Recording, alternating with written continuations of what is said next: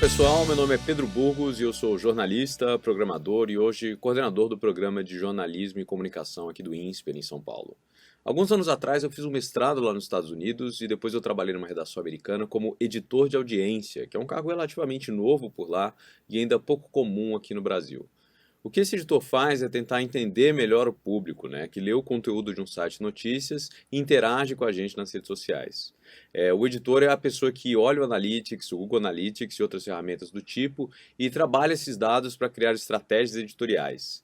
Porque com os hábitos de leitura, com o conhecimento da audiência, é possível desenhar estratégias de distribuição, tipo escolher os melhores horários para postagem, reforçar o editorial em alguma editoria com mais demanda ou qualificar a audiência, entender o que converte visitantes e assinantes, o que traz novos leitores e, a partir de buscas, quais tipos de conteúdo são melhores para manter o público engajado com o seu site. Nesse módulo aqui, que a gente chamou de Analytics, você vai ter uma breve introdução sobre as métricas para o jornalismo, sobre medição de audiência. Você vai entender para que servem diferentes métricas, como criar metas na redação, números para os seus objetivos editoriais. Nosso tempo é curto aqui, mas o assunto é inesgotável, então não deixe de olhar as sugestões de leitura que eu coloquei para você explorar. E bom, quem trabalha com jornalismo há tempo suficiente deve lembrar que as únicas informações que a gente tinha disponíveis sobre os leitores eram a circulação, ou quantos jornais eram vendidos, quantos assinantes a gente tinha e de repente algumas cartas que chegavam à redação. Quem tinha mais dinheiro fazia uma pesquisa por telefone para saber quais manchetes foram melhor, mas era bem pouca coisa. Hoje no digital a gente sabe bem mais do leitor. E antes de eu falar das maravilhas que é poder ter acesso a essa infinidade de números, acho que vale dizer que as métricas são importantes para criar objetivos, acompanhar o trabalho, entender o que interessa, mas elas não podem substituir a sua missão. Tem um termo na moda aí que é dizer que uma empresa é data-driven, que é uma empresa que é orientada por dados. Os números dizem para onde ela ir. O Marty Baron, editor do Washington Post, diz que o jornal dele é data-informed, ou seja, que ele é informado pelos dados e esses números ajudam a tomada de decisão. Mas não é só isso. Porque a gente sabe que se fosse olhar só um pedaço dos números, a gente já produziu muita porcaria, galeria, título com manchete apelativa, o que pode funcionar em um dia, mas não sustenta no longo prazo. Então, feita essa ressalva, vamos lá entender um pouco de audiência, analytics e métricas.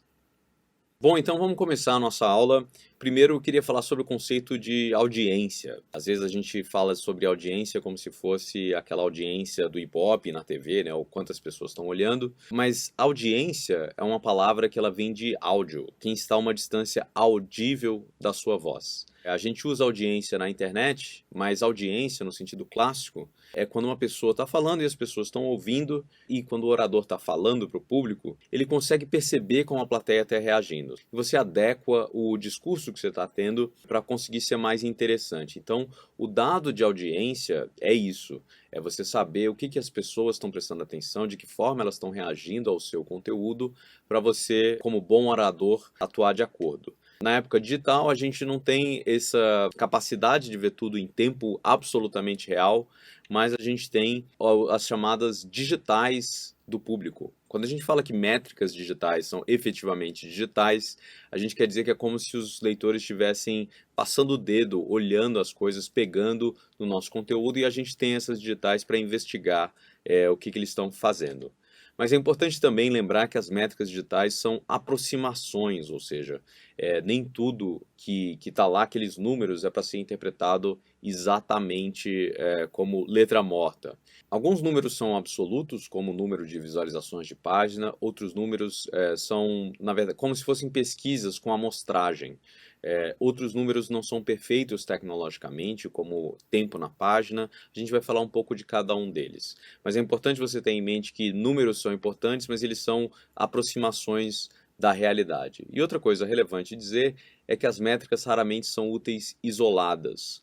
O número de visualizações de página, de usuários, ele é interessante, ele é importante para você falar de metas e métricas de maneira geral, mas é bom combiná-los com outros números para você ter uma visão mais completa de como está a sua operação digital. Bom, quando a gente fala de Analytics, muitas vezes a gente está se referindo ao Google Analytics, que é a ferramenta principal da indústria. É uma ferramenta gratuita, você pode fazer muita coisa com ela. É relativamente fácil de instalar, independentemente de qual é o seu publicador. Se você trabalha com WordPress, por exemplo, é simples de usar. E você tem várias maneiras de sofisticar os dados que você tem do Google Analytics. Você pode criar reports específicos, customizados, mas ele é a principal janela que as pessoas têm para saber o que está acontecendo no site. Você já deve ter visto essa tela aqui, que é a tela principal, né, quando você vai lá em Audience, né, no meu tá em inglês, mas você tem lá o seu público, você coloca um overview que você tem o conteúdo que está sendo consumido no último período de tempo. Esse é a principal tela que você consegue ver essa curva para ter uma ideia se as pessoas estão acessando mais o site ou menos, se tem novos usuários, qual é o tempo médio de duração. Então é esse visual maior sobre o que está acontecendo no site. Outro programa que é cada vez mais comum no Brasil também é o Chartbeat, que ele é um programa pago, né, uma aplicação paga, mas você tem um tempo gratuito e às vezes vale a pena, dependendo do volume. O Chartbeat ele é muito bom para você saber em tempo real o que está acontecendo no site, né, quantas pessoas estão naquele momento, de onde elas estão vindo, quanto tempo elas estão ficando na página de maneira mais precisa. Então é bem legal você entender o Chartbeat para saber melhores estratégias de distribuição. Para quem já trabalhou de alguma forma no Google Analytics ou Parse.ly ou tem N Omniture, tem várias ferramentas de Analytics, deve ter visto essas principais métricas, né, que são visualizações de página, page views, visitantes únicos, os unique visitors, tempo de sessão ou tempo na página, bounce rate, fonte de tráfego, páginas por visita e, especialmente no caso de veículos que têm paywall, conversões, né, quando você transforma um leitor de leitor habitual em assinante. Primeira coisa importante a saber, antes de você simplesmente pegar um número, é você pensar exatamente o que você precisa saber com aqueles dados, né? Dados não são úteis se eles não respondem a alguma pergunta. Então, a gente tem um gráfico interessante aqui que ele separa as perguntas em três tipos, né? Em perguntas sobre conexão, sobre impacto e distribuição. Então, as perguntas que você deve responder, como que o site está crescendo? E para você saber isso, né, para você saber responder perguntas sobre distribuição, você vai olhar para page views, para visitantes únicos e para as fontes, né, os referrals, se vem de busca, de social, etc. A outra pergunta que você deve fazer é como que os leitores estão respondendo ao conteúdo do site. E aí você vai olhar para métricas de tempo na página, né, de tempo engage time, ou compartilhamentos, né, daquele conteúdo, se a pessoa chegou até o final e compartilhou nas redes sociais. E a outra pergunta é se os leitores querem mais do que você está fazendo, né? A maneira de você ver isso é quantos visitantes saem de eventuais para leais, né, que vão várias vezes ao site, e quais matérias estão sendo clicadas depois da matéria atual, né, que é um termo que a gente usa como recirculação. Se eles estão clicando naquele leia mais, leia também, categorias, editorias, são dados importantes. Então, quando você vai selecionar as métricas que você vai olhar com lupa, é interessante saber quais perguntas que você está fazendo e qual insight que você quer buscar. Bom, a primeira métrica que eu vou falar é sobre page views, que eu acho que é a mais comum às visualizações de página. Olhar os números de visualizações de página é útil para definir estratégias de distribuição. Quando você vê que uma matéria tem muitas visualizações, você consegue pensar que é importante colocar essa matéria na home ou recircular ela no dia seguinte ou à noite numa newsletter. Ela é útil também, obviamente, para saber quanto de dinheiro você está recebendo de publicidade em cada uma das reportagens. Ela também é importante para você saber sobre eficácia de campanhas de atração. Que se você coloca um anúncio no Facebook, se você coloca uma busca paga, você tem que ver se essa matéria está tendo muita visualização. É importante dizer que page views é uma métrica inadequada para medir satisfação do leitor. Não é porque uma matéria é visualizada muitas vezes que ela está agradando os leitores necessariamente. Quando eu digo que ela pode inclusive indicar o oposto, é que uma reportagem, por exemplo, que tem uma galeria que você precisa clicar para passar em cada uma das fotos, você pode gerar um grande número de page views, mas não necessariamente você cria uma boa experiência de leitor. Page views é interessante combinar com bounce rate ou taxa de rejeição, que é quando uma pessoa fecha o site depois de abrir uma página só. Page views é importante combinar com tempo na página, ou seja, quantas pessoas foram até o final da reportagem. Não adianta ela clicar e ir embora ou ler um pouquinho só. É legal também combinar com o que eles chamam de scroll depth, que é quantos por cento da página a pessoa visualiza. E também, por último, recirculação, que é quantas reportagens foram lidas depois da primeira reportagem. E por último, falar da origem, quantos page views você teve para cada um dos canais de distribuição, quantas pessoas leram a partir da home, a partir das mídias sociais, newsletter, busca e assim por diante. A próxima métrica que a gente vai falar é sobre visitantes únicos. Esse número, que também é muito comum, está lá na home do Google Analytics, é útil para fazer segmentação de público. Você saber quais visitantes estão chegando pela primeira vez e quais são habituais. Ele também é útil para fazer um chamado cálculo de leads e conversões. Se o seu site tem assinatura, ou se pretende colocar assinatura, você tem que saber quantas pessoas estão chegando no chamado topo do funil. Quantas pessoas são compradores em potencial do seu produto, no caso, uma assinatura. Visitantes também é útil para você medir o aumento real de alcance. Então, se você, por exemplo, tem um sistema de visualização de páginas, de páginas que tem muitas galerias ou que cada clique gera um novo URL, os page views vão talvez enganar um pouco sobre quantas pessoas de fato estão lendo. O número de visitantes únicos ajuda você a saber quantas pessoas estão alcançando. Então, quando você vai fazer aquele seu Media Kit, falar para os anunciantes potenciais quantas pessoas entram no seu site, esse é o número que você vai usar. Como page views, é importante não usar essa métrica sozinha, porque mais do que qualquer outra é necessário qualificar esse número. Porque às vezes é importante você saber que uma matéria não tem muito page view, mas ela é muito lida por assinantes, então essa é um tipo de matéria que é interessante você manter, que é um conteúdo que está sendo apreciado pelo pessoal que paga as suas contas. O próximo das principais métricas é origem, que são as fontes de tráfego do site. Ele é bom para você calcular o chamado custo de aquisição, que é um termo muito comum no comercial, no marketing, que é para você saber, por exemplo, se você gastou R$ 50 para patrocinar um post no Facebook, quantos novos leitores você está atraindo. Então, qual o custo de adquirir cada um dos novos leitores. É útil também você saber para traçar estratégias de SEO, Search Engine Optimization, ou seja, a otimização de um título, de uma chamada, de uma reportagem para mecanismos de busca. Por exemplo, você sabe que tem uma reportagem que ela funciona todo ano, ela é acessada, e aí você pode trabalhar essa reportagem. Se ela não tem uma fonte de tráfego grande a partir de buscas, você pode trabalhar o SEO, ou seja, as palavras-chave, para adaptar o título ou a descrição para que ela apareça mais alto nas buscas. E por último, entender melhor a jornada do usuário, ou seja, como ele está navegando pelo seu site. Se ele chega na home e a partir da home entra numa editoria, se ele vem das mídias sociais e a partir dali recircula através das sessões. E é muito importante que os outliers, ou seja, são as pessoas que estão muito fora da curva, as pessoas ou os conteúdos que estão muito fora da curva, eles precisam ser investigados separadamente. Às vezes você tem uma reportagem que tem uma visualização absurda e você não sabe o que aconteceu, e aí uma boa é investigar as fontes de tráfego. Aí você descobre que o conteúdo foi compartilhado por uma página importante no Facebook ou por um político, alguma coisa, e às vezes saber esse dado te ajuda a trabalhar um relacionamento com influenciadores, melhorar a distribuição nas redes sociais, enfim. É bem importante investigar justamente essas matérias que bombam muito nas redes e vendo as fontes de tráfego você vai descobrir melhor o que deu certo para poder replicar essa estratégia. Outra métrica bem importante é o bounce rate, como eu falei, a taxa de rejeição. O bounce rate é basicamente qual a porcentagem de pessoas que saem do site depois de ver apenas um conteúdo. Ele é útil para entender problemas tecnológicos. Se a página está demorando muito tempo para carregar, é normal que a pessoa desista antes de ver todo o conteúdo.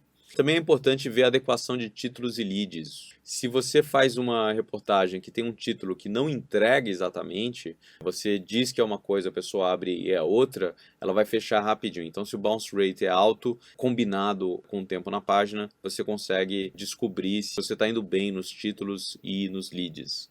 E o bounce rate é importante também para traçar estratégias de recirculação. Se você sabe que um certo conteúdo está tendo um bounce rate muito alto, você investiga esse número e tenta traçar estratégias, reposicionar o leia mais, reposicionar as caixas de conteúdo, de recirculação, e aí fazendo testes e ver se você consegue o melhor resultado, uma menor taxa de rejeição. Tempo na página é útil para ver o interesse do público em determinado conteúdo ou assunto. Quanto mais tempo a pessoa fica lá, você pode ter uma ideia de que a reportagem deu certo, né? Que você conseguiu capturar a atenção do leitor. Tempo na página normalmente é baixo nas homes ou nas homes das editorias, o que é normal, a pessoa só está lá para ver um link e entrar. Mas é útil você ver em reportagens, especialmente reportagens mais longas, se o pessoal está ficando muito tempo dentro do conteúdo. Essa estatística é útil para você checar a eficácia de organizações diferentes da página. Se você posiciona links de leia mais no pé ou no meio da matéria, se você coloca gráficos na abertura ou não. Quando você vê o tempo na página, essa é uma pista que o leitor está te dando sobre o que está engajando, o que está interessando. E aí, a partir desse número, se você sabe que tem uma reportagem que é boa, mas teve um tempo de leitura baixo, talvez seja o caso de você testar novas maneiras de organizar os elementos dentro da página para ver se o mesmo conteúdo consegue ter um resultado melhor ao longo do tempo. E, importante, essa métrica ela é imperfeita, especialmente no Google Analytics. Quando você vê lá que uma página tem um tempo médio de 1,5 minutos de leitura, isso não necessariamente quer dizer que, em média, as pessoas ficaram esse tempo na página. Tem vários fatores, tanto o tempo que as pessoas deixam o browser aberto, quanto alguns navegadores específicos que atrapalham um pouco esse número do Google Analytics. Então, esse número ele é para ser levado em consideração mais como uma comparação entre diferentes conteúdos e não como um número absoluto. O último número que eu queria falar é sobre scroll depth, que é basicamente a profundidade de scroll, de rolagem de página. Aqui tem uma tela do Chartbeat, que ele mede muito bem outras ferramentas como Parse.ly e tem uma função específica do Google Analytics que mede isso, mas o Chartbeat é o melhor. Ele mede basicamente quanto que cada leitor navegou dentro de um conteúdo antes de sair. E aí você consegue ver, por exemplo, aqui as diferentes barras significam que as pessoas pararam em diferentes estágios da reportagem. A profundidade de rolagem ela é útil para você repensar o layout da página, especialmente a home. Se você vê o número que existe muito pouca gente indo até o pé, ou até um pouco mais até depois da primeira dobra, talvez seja o caso de você remodelar o jeito que você organiza as reportagens para trazer conteúdos mais importantes mais para cima. O scroll depth também, junto do tempo na página, é uma maneira de ver o interesse do público em diferentes conteúdos ou assuntos. E é interessante também ver a eficácia de elementos multimídia. Às vezes você faz um vídeo ou coloca um vídeo do YouTube no meio da matéria e você descobre que quase ninguém passou daquilo. Talvez seja o caso de você reposicionar isso ou repensar reportagens parecidas a partir da informação de quantas pessoas rolam até aquele momento da reportagem e param ali. E, importante, nem todo site tem isso de fábrica. É uma funcionalidade que você pode colocar a partir de diferentes plugins, de diferentes ferramentas adicionais, mas não é todo site que vai ter isso sempre.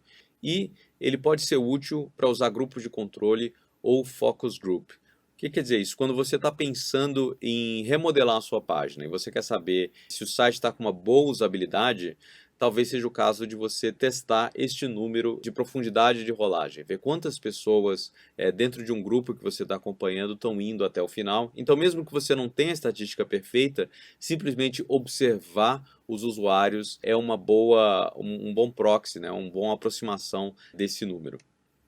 Mas o melhor mesmo é você ser um pouco agnóstico. Como eu falei, todas essas métricas são interessantes, elas são mais interessantes se usadas em conjunto e mais ainda se elas forem usadas de maneira pesada.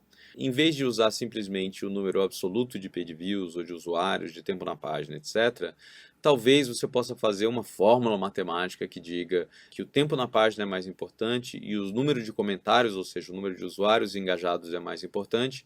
Então você cria um score, assim, uma média ponderada de cada uma das suas métricas. Se você fizer isso direitinho, você consegue criar mais ou menos como um número único que vai conseguir dizer quais reportagens estão indo bem, quando que a home está indo melhor, a partir da pesagem e combinação de diferentes métricas. E é isso, pessoal. Na próxima aula a gente vai falar sobre como transformar todas essas métricas que você aprendeu em estratégias editoriais. Até lá!